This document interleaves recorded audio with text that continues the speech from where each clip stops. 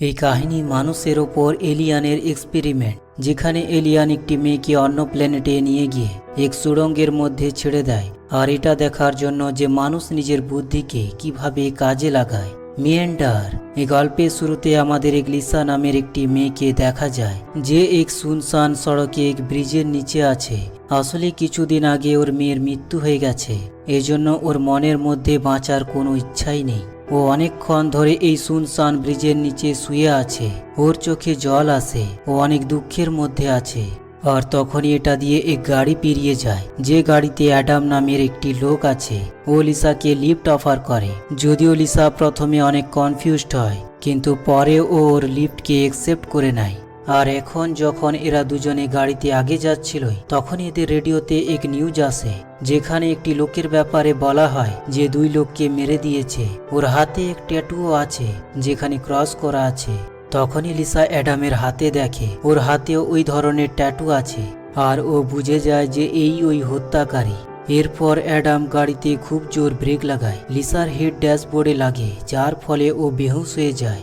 আর যখন লিসার হুঁশ ফিরে, তখন ও দেখে ও এক অদ্ভুত জায়গাতে আছে, যেখানে এতটাও জায়গা নেই যে ও দাঁড়াতে পারে। তার সাথে ওর হাতে এক অদ্ভুত লাইটও আছে, যেটা ওর হাতে পুরোপুরি ফিক্সড করা আছে। লিসা কিছুই বুঝতে পারছে না যে ওর এখন কি করা উচিত। তখনই ওর সামনে এক শাটার খুলে যায়, আর যখন ও ওদিকে দেখে, তো সামনে এক পাতলা সরু ট্যানেল আছে। আর এই ট্যানেলের শেষে এক আলোর রশ্মি দেখা যায়। এর মানে ওটা হতে পারে বাইরে যাওয়ার রাস্তা।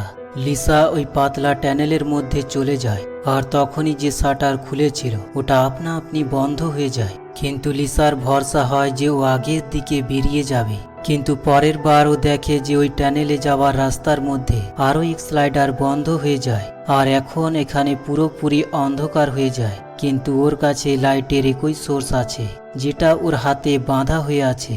ও দেখে যে ওখানে টাইম চলছে, যা আরো 10 মিনিট 55 সেকেন্ড বাকি আছে। এর মানে লিসা বুঝতে পারে যে যত তাড়াতাড়ি সম্ভব ওকে এখান থেকে বেরোতে হবে। আর এখন ও যত আগে বাড়ে, রাস্তা ততই সংকীর্ণ হতে থাকে, যার ফলে ওকে আগে যেতে অনেক কষ্ট হয়। কিন্তু লিসা যেহ করে আগে বেড়ে অন্য ট্যানেল পর্যন্ত পৌঁছে যায়, যেখানে লাল নীল আলাদা আলাদা ধরনের লাইট জ্বলছিল। লিসার আগে বাড়ার সাথে সাথে এই ট্যানেলের দেয়ালগুলো একে অপরের কাছে আসতে শুরু করে দেয়। লিসা জলদি এই ট্যানেল থেকে আগে বাড়তে থাকে, আর অন্য ট্যানেলে পৌঁছে যায়, যার ফলে ওর জীবন বেঁচে যায়। আর এখন ও যে জায়গায় এসে গেছে, ওখানে এক ডেড বডি আছে, যার হাতে ওই ধরনের লাইট বাঁধা হয়ে আছে, যেরকম লিসার হাতে আছে। লিসা বুঝে যায় যে ওকে ট্র্যাক করেছিল ওর প্রথম শিকার ওই ছিল। লিসা এরপর আস্তে আস্তে আগে বাড়তে থাকে, আর তখনই সামনে থেকে এক শাটার বন্ধ হয়ে যায়। তার সাথে ওর হাতে যে ভেসলেট আছে, যেটাতে লাইট জ্বলছে, ওর টাইমও শেষ হয়ে যায়। এজন্য এখানে সব লাইট রেড হয়ে যায়। লিসা বুঝতে পেরে যায় যে কিছু না কিছু হতে যাচ্ছে। তখনই লিসা দেখে ওর সাইডে উপরে গ্লাস ছিল, যেখানে যাওয়ার জায়গা ছিল। এজন্য ও ওই জায়গায় চলে যায়, আর এরপর ওই গ্লাস নিচে নেমে যায়, যার পর এই ট্যানেলে, যে ট্যানেলে কিছুক্ষণ আগে লিসা ছিল, ওখানে চারদিকে আগুন ছড়িয়ে যায়। আর এইভাবে লিসার জীবন বেঁচে যায়। এরপর লিসার টাইম আবারও একবার শুরু হয়ে যায়। ওর কাছে 11 মিনিট আছে। যদিও লিসা এই জায়গা থেকে বেরোতে চায় না, কিন্তু তখনই ওই জায়গা আপনা আপনি বন্ধ হয়ে যায়, আর লিসাকে বাইরের দিকে ঠেলে দেয়। আর এরপর এই ট্যানেল আপনা আপনি সিকুড়তে শুরু করে দেয়, যার ফলে লিসার মনে হয় এখন হয়তো ও আর বাঁচবে না। কিন্তু দেয়াল ওর কাছাকাছি এসে থেমে যায়। এর মানে ওর রাস্তা আরো সংকুচিত হয়ে গেছে। লিসা এই ট্যানেলে পুরোপুরি হতাশ আর পরিশান হয়ে আছে। ওর কাছে আগে যাওয়া ছাড়া আর কোনো রাস্তা নেই। ও খুব জলদি আগে বাড়তে শুরু করে দেয়, আর তখনই ওর সামনে এক জলের বন্ড চলে আসে। লিসা ওর ভেতরে চলে যায়, আর যে করে হোক ও অন্য রাস্তা দিয়ে বাইরে চলে আসে। কিন্তু ওখানেও জল ভর্তি শুরু হয়ে যায়। এর আগে কি লিসার পুরোপুরি জলের মধ্যে দম বন্ধ হয়ে যায়। তার আগে উপরে যে ট্যানেল খোলা ছিল, লিসা ওর উপরে চলে আসে। লিসা পুরোপুরি হতাশ হয়ে গেছে। আর তখনই ওর মনে এক আশা জাগে, যখন ও কারো কান্নার আওয়াজ শুনতে পায়, আর ও ওই আওয়াজের দিকে খুব জলদি আগে বাড়তে থাকে। আর তখনই ওর আগে যে ট্যানেল ছিল, ওর নিচের ফ্লোর আপনা আপনি খুলে যায়, আর ওখানে ফুটন্ত অ্যাসিড আছে। লিসা যে করে হোক ফ্লোরের সাইডে সাইডে পা রেখে আগে বাড়তে থাকে। ওর নিচে অ্যাসিড আছে, যেখানে লিসার পা টাচ হয়ে যায়, যার ফলে ওর অনেক কষ্ট হয়। কিন্তু লিসা ওই ফ্লোরকে পার করে আগে চলে যায়, যেখানে ও একটি লোককে দেখতে পায় যার মানসিক পরিস্থিতি অনেক খারাপ হয়। ও বুঝে যায় যে ওকে ওইখানে ওর মতো আটকে রাখা হয়েছে। লিসা ওকে বলে আমাদের এই টানেলে এক্সপেরিমেন্ট করার জন্য ছেড়ে দিয়েছে, যদি আমরা একে অপরকে সাহায্য করি তাহলে আমরা এখান থেকে বেরোতে পারবো। আর তখনই এদের হাতে যে লাইটের ভেসলেট ছিল ওর টাইম শেষ হয়ে যায়, যার আলো লাল হয়ে যায়। এরা বুঝে যায় যে আবারও কিছু না কিছু হতে যাচ্ছে। আর এখানে আবারও ওই সেফটি চেম্বার খুলে যায়, যার ডোর গ্লাসের হয়, যেটা আগের বার খুলেছিল। কিন্তু এই জায়গা একজনের জন্যই হবে। এরা জানে যে আগে ওই জায়গায় যাবে ও বেঁচে যাবে। এজন্য এরা দুজনেই ওই জায়গায় যাওয়ার জন্য তোড়হোড় শুরু করে দেয়। এরা একে অপরকে বাইরে ধাক্কা দিতে থাকে, কিন্তু যে হোক করে লিসা ওই জায়গায় চলে যায় আর ওই লোকটি বাইরেই রয়ে যায়, যার ফলে ওর আগুনের গোলায় মৃত্যু হয়ে যায়। এরপর লিসা দেখে ওর হাতে ক্রসের এক ট্যাটু আছে, যার ফলে ও বুঝে যায় যে এটা আর কেউ নয়, এটা অ্যাডাম ছিল। আর এখানে আমরা বুঝতে পারি যে অ্যাডাম আর লিসা এখানে অনেক দিন ধরে আছে, যার ফলে এদের মানসিক অবস্থা খারাপ হয়ে যায়। লিসা এই সব কিছু দেখে বেহুঁশ হয়ে যায়। আর যখন ওর হুঁশ আসে তখন ওর সামনে এক মেশিন, এক রোবট আসে, যে লিসাকে ওর ফ্ল্যাশব্যাক দেখায়, ওর আগের ঘটনা মনে করায়। আর এই ঘটনা ওই দিনের হয় যখন অ্যাডাম গাড়ির মধ্যে লিসাকে বেহুঁশ করে দিয়েছিল, ওকে মারার চেষ্টা করছিল। কিন্তু তখনই আকাশ থেকে এক লাইট এদের দিকে আসে। এর মানে এটা হয় যে ওই লাইটের থ্রু এখানে এসেছিল, ওই অ্যাডামের থেকে লিসার জীবন বাঁচিয়েছিল। যার পর অ্যাডাম আর লিসা দুজনকে এখানে ট্র্যাপ করে দিয়েছে। আর এখন ওই রোবট লিসার ক্ষতের জায়গা ঠিক করে দেয়। এরপর ও এখান থেকে চলে যায়। লিসাকে সেফ জায়গা থেকে বাইরে বেরোতে হয়, কেননা এমনিতেও ওই চেম্বার ওকে আগের মতো বের করে দেবে। লিসা অ্যাডামের হাতে দেখে ওখানে ক্রসের সাথে ডায়মন্ডের ছাপও আছে। আর তখনই এক প্লেট ফলার মতো ঘুরতে ঘুরতে ওর দিকে আসে। লিসা জলদি ওখান থেকে পেছনে পিছিয়ে অন্য টেনেলে চলে যায়। আর এরপর লিসা ওখান থেকে আগে বাড়তে থাকে। আর তখনই অ্যাডাম, যে এখনো বেঁচে আছে, আসলে ও মরেইনি, যার অবস্থা অনেক খারাপ হয়, ও লিসাকে মারার জন্য ওর দিকে আসতে থাকে। কিন্তু যে করে হোক লিসা এখান থেকে বেরিয়ে এক অনেক বড় চেম্বারের মধ্যে চলে যায়, যেখানে চারদিকে আলোই আলো।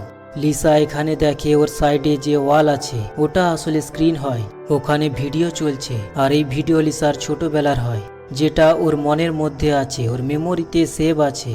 ওর ছোটবেলার এক্সপিরিয়েন্সকে কেউ এখানে ভিডিওতে প্লে করছে। আর এরপর আবারও একবার অ্যাডাম এখানে চলে আসে, যে ওকে মারতে চায়। লিসা ওর থেকে বাঁচার জন্য আগে চলে যায়, যেখানে ওর সামনে দুটো রাস্তা আসে। এক রাস্তা বাইরের দিকে আছে, যেখানে কাঁটা তার বিছানো আছে। আর এখন লিসার টাইমও শেষ হতে যাচ্ছে। এর মানে ওর ভেসলেটে যে 11 মিনিট ছিল ওটা পূরণ হতে যাচ্ছে। লিসা ঠিক করে যে ও কাঁটা তারের মধ্যে দিয়ে আগে বাড়বে, যেখানে ওকে অনেক চোটও লাগে। কিন্তু যে করে হোক ওখান থেকে পেরিয়ে ও আগে চলে যায়। আর তখনই ওর টাইম শেষ হয়ে যায়। লিসা বুঝে যায় যে এখন ওরও জীবনের শেষ সময় চলে এসেছে। আর তখন এই চেম্বারে আগুনের অনেক বড় গোলা আসে। এর আগে কি লিসা ওর মধ্যে ঝলসে যায়, তার আগে নিচের ফ্লোর খুলে যায় আর ও এক চেম্বারে নিচে পড়ে যায়। আর এটা ওই জায়গা ছিল যেখান থেকে ও প্রথমে বাইরে বেরোনোর যাত্রা শুরু করেছিল। এর মানে ও আবারও ঘুরে ওই স্টার্টিং পয়েন্টে পৌঁছে গেছে। আর এখন লিসার মধ্যে এতটাও শক্তি আর সাহস নেই যে ও আবারও নিজের সফর শুরু করতে পারে। ও নিজের রক্ত দিয়ে ওই চিহ্নকে বানায়, যেটা ও অ্যাডামের ভেসলেটের নিচে দেখেছিল। আর তখনই এখানে রোবট এসে যায়, যে ওর ঘাকে ঠিক করতে চায়, যাতে ও আবারও একবার নিজের জার্নি শুরু করতে পারে। কিন্তু লিসার ভরসা ভেঙে গেছে, ও হার মেনে নিয়েছে। ও বলে আমি আর বাঁচতে চাই না।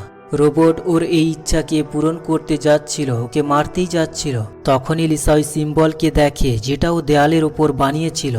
আর ওর মনে হয় এটাই বাইরে যাওয়ার রাস্তা, যেখানে সব ধরনের ডাইরেকশন দেওয়া আছে, যে কোনখানে লেফট আর কোথায় রাইট যেতে হবে।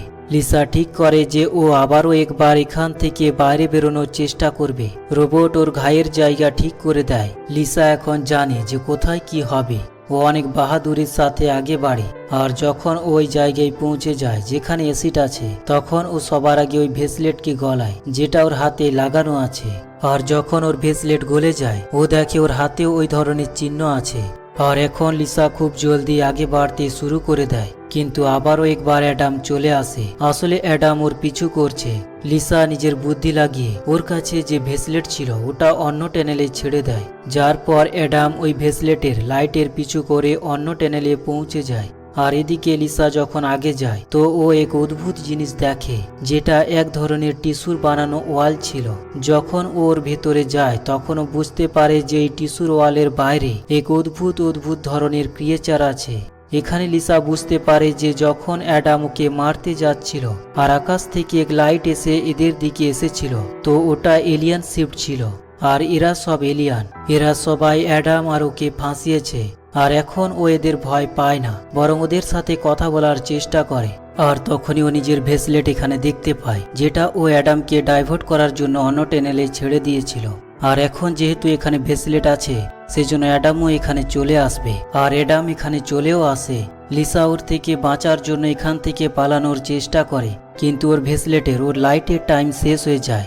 আবারও একবার সেফটি চেম্বার খুলে যায়। লিসা অ্যাডামের আগে ওর ভেতরে চলে যায়, কিন্তু এইবার ট্যানেলে আগুন জ্বলে না, যার জন্য অ্যাডামের মৃত্যু হয় না।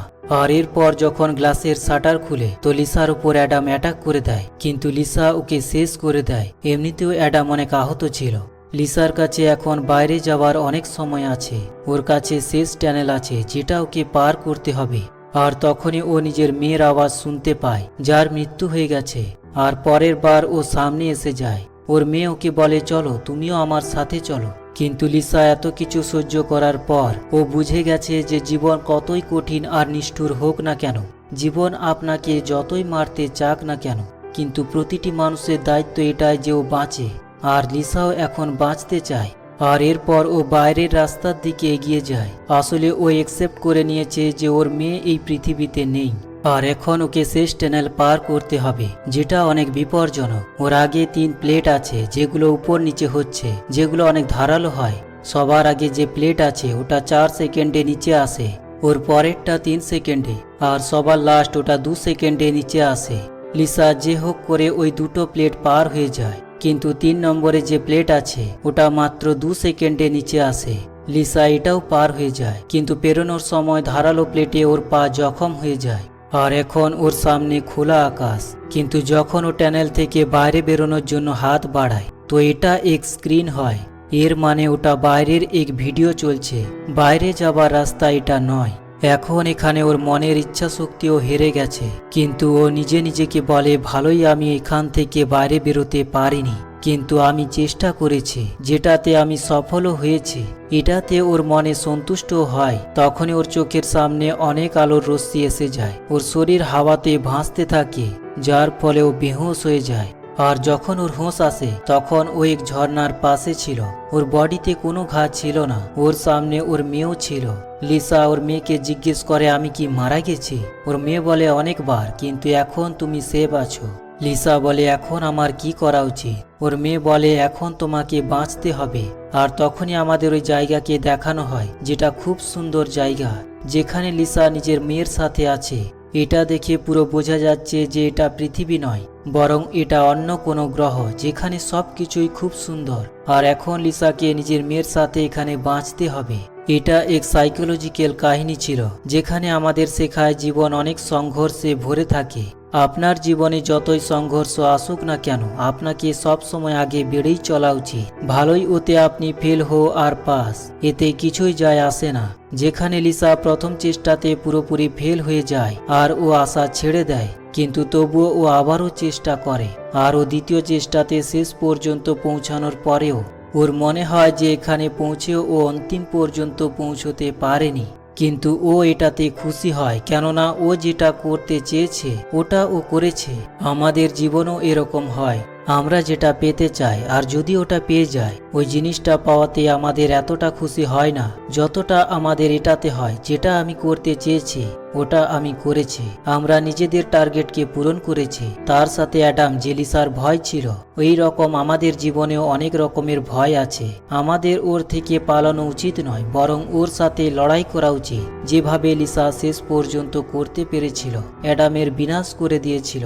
আর এমনিতেও লিসার পৃথিবীতে কেউ ছিল না, আর না তো ওর বাঁচার কোনো ইচ্ছা ছিল।